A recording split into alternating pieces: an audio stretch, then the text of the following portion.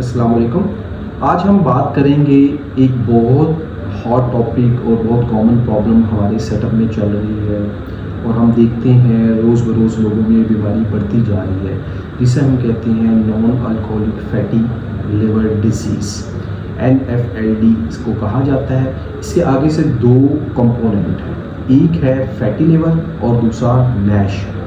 Fatty liver ऐसा मसला है जिसमें जिगर के ऊपर चर्बी आ जाती है।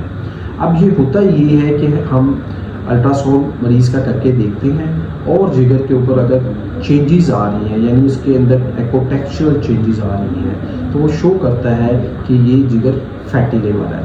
फैटी लिवर का मतलब ये है कि जिगर नॉर्मल खुलियों पे बना होता है। इन खुलियों को हेपेटोसाइट्स कहा जाता है और नॉर्मली एक हेपेटोसाइट्स के अंदर 5% से कम फैट होता है। जब ये 5% से फैट ज़्यादा हो जाता है तो ये हेपेटोसाइट्स फैटी सेल्स बन जाते हैं, यानी चेंजेस आना शुरू हो जाते हैं और जिगर का साइज बढ़ना शुरू हो जाता है। फैटी लिवर कंडीशन के अंदर अगर हम दूसरे टेस्ट करवाते हैं जैसे लिवर फंक्शन टेस्ट, तो लिवर फंक्शन टेस्ट ठीक होती है, ALT नहीं बढ़ता। अब दूसरी कंडीशन होती है नैश, जिसको कहा जाता है नॉन अल्कोहलिक हेपेटोस्टीटोसिस, यानी वो लोग जिनका फैटी लिवर है और वो अल्कोहल या शराब का इस्तेमाल नहीं करते और फिर भी उसके अंदर जिगर में चेंजेस आ रही हैं और LFTs में ALT बढ़ गया है, तो इस कंडीशन को नैश कह दिया जाता है। यानी ये हेपेटाइटिस की किस्म है जिसमें फैटी लिवर होता है और साथ ALT डिस्टर्ब हो जाता है। ये जो नैश की कंडीशन होती है ये ख़तरनाक कंडीशन होती है। अक्सर मरीज़ आकर बताते हैं कि हमारा जिस्म थका थका रहता है, हम जल्दी कोई भी काम करते हैं तो हमसे सही तरीके से काम किया नहीं जाता और रात को नींद भी नहीं होती और बाज़ औक़ात मैदे में सोजिश या खुराक हज़म नहीं हो रही होती। तो नैश की जो कंडीशन होती है, अगर इसको हम ट्रीट ना करें तो नैश आहिस्ता आहिस्ता सोजिश बनना शुरू हो जाती है, जो कि जिगर का हेपेटाइटिस होता है। इस हेपेटाइटिस के अंदर जब जिगर के सेल ख़राब हो जाते हैं, वो सूज जाते हैं, सूजने के बाद इसकी बढ़ जाती है, बैलूनिंग कहते हैं, यानी इन्फ्लेमेशन हो जाती है, बैलूनिंग होनी शुरू हो जाती है, फिर उसके अंदर सुकड़न आना शुरू हो जाती है जो कि फाइब्रोसिस का अमल होता है और उसके बाद सिरोसिस हो जाता है। सिरोसिस एक ऐसी कंडीशन होती है जिसमें जिगर सुकड़ना शुरू हो जाता है और ये एक ख़तरनाक सिचुएशन है। पहले हम देखते थे हेपेटाइटिस C के साथ मरीज़ सिरोसिस के साथ आते थे, जो कि cirrhosis Aahista Aahista hepatocellular carcinoma में कन्वर्ट हो जाता था, यानी सिरोसिस हुआ, सिरोसिस सुकड़ने जिगर जब सुकड़ जाता है तो उसके अंदर नेड्यूल्स बन जाते हैं, फाइब्रोटिक नेड्यूल्स बन जाते हैं और ये फाइब्रोटिक नेड्यूल्स आहिस्ता आहिस्ता कैंसर में चेंज हो जाते हैं। तो फैटी लीवर इस वक्त हमारा बहुत बड़ा मसला बन चुका है क्योंकि लोगों को एहतियाती तदाबीर नहीं इख्तियार करते।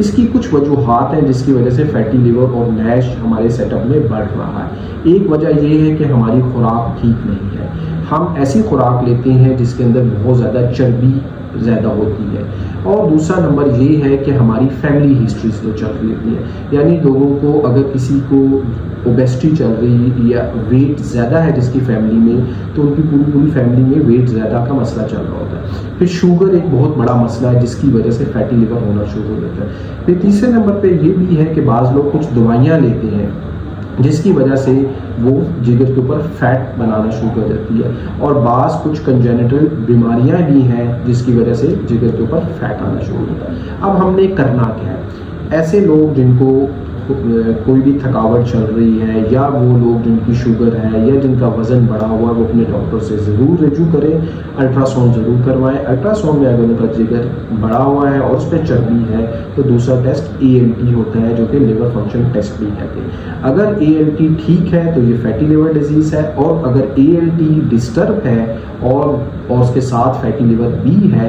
तो ये नैश की कंडीशन है। अब इस कंडीशन में हम देखते हैं कि इसमें फाइब्रोसिस तो नहीं हो गया, यानी सुकड़न तो नहीं शुरू होगी, तो उसके लिए फिर एलास्टोग्राफी एक नया टेस्ट आया है, या ये पहले से ही है, पाकिस्तानी सेटअप में थोड़े अरसे से ये स्टार्ट हो चुका है, तो वो किया जाता है जो कि बताता है कि जिगर में फाइब्रोसिस है कि नहीं। इसकी कैटेगराइज किया जाता है F0, F1, 2, F3 to 4 इनकी कैटेगराइज होती है। अब हम ऐसे लोग जिनको नैश और फैटी लिवर चल रहा है, हमने एहतियाती तदाबीर क्या करनी है? एहतियाती तदाबीर में ये है कि हमने सबसे पहले अपना लाइफस्टाइल को मॉडिफाई करना है। अगर फैमिली में ओबेसिटी है तो वज़न को कम करें, खुराक को चेंज करें। खुराक के अंदर आप कट डाउन कर दें कि आपने मीट कम लेना है या फैटी चीज़ें या स्पाइसी फूड्स जो कि फैट को बॉडी में डिपॉजिट करने का ज़रिया बनते हैं, उनको कम से कम इस्तेमाल करना है। खुराक में आप सब्जियां ज़्यादा इस्तेमाल करें, इसी तरह नट्स का इस्तेमाल करें, गर्मियाँ है अभी, सर्दियों के मौसम में आप फ़िश का इस्तेमाल करें। और दूसरे नंबर पे आपने अपनी वर्जिश करनी है। 20 मिनट की रोज़ाना वॉक बहुत ज़रूरी है इस बीमारी को बेहतर करने के लिए, यानी हफ्ते में 150 मिनट आपने वॉक करनी है कम से कम, ताकि इस बीमारी के असर बेहतर हो सके। अगर इस बीमारी की वजह से अगर प्रॉब्लम ज़्यादा हो रहे हैं तो अपने डॉक्टर से रुजू करें, लेकिन इस बीमारी की कोई कंफर्म अभी तक बीमारी की दवाइयाँ नहीं है। सारी सपोर्टिव ही ट्रीटमेंट है जो इसको ठीक करती है। या वो लोग जिनकी ओबेसिटी के साथ अगर लिपिड प्रोफाइल्स डिस्टर्ब हैं तो हम उनको लिपिड प्रोफाइल को करेक्ट करते हैं विद डिफरेंट टाइप्स की दवाइयाँ कम करने के लिए। तो टेस्टों की लिस्ट में सबसे पहले हम अल्ट्रासाउंड करते हैं, फिर इनका लिवर फंक्शन टेस्ट देखते हैं, फिर इसी तरह लिपिड प्रोफाइल करवाते हैं, HbA1c के टेस्ट करवाते हैं, और फिर सीरम आयरन लेवल थायराइड के लिए देखते हैं, और कुछ बीमारियाँ जो है जैसे सीलिक डिजीज़ को भी देखा जा सकता है। तो आखिर में यही है कि हमने अपनी सेहत का ख्याल रखना है, क्योंकि बहुत ख़तरनाक बीमारी है। अभी हमें महसूस नहीं हो रहा, लेकिन जो ये वक्त गुजरता जाएगा तो ये बीमारी के असर बहुत भयानक आ सकते हैं। तो अपने लाइफस्टाइल को बेहतर करें, खुराक को बेहतर करें, वर्जिश करें, और कोशिश करें कि स्ट्रेस से बचें। Thank you very much.